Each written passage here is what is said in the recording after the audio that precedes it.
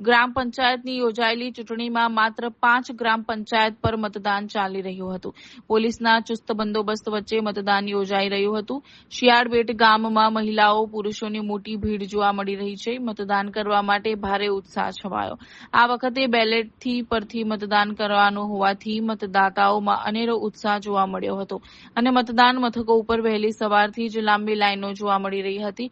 અલબત્ત ગઈકાલે યોજાયેલી ગ્રામ પંચાયતની ચૂંટણી સંપૂર્ણ શાંતિમય વાતાવરણમાં સંપન્ન થતા તંત્રે પણ હાશકારો અનુભવ્યો હતો.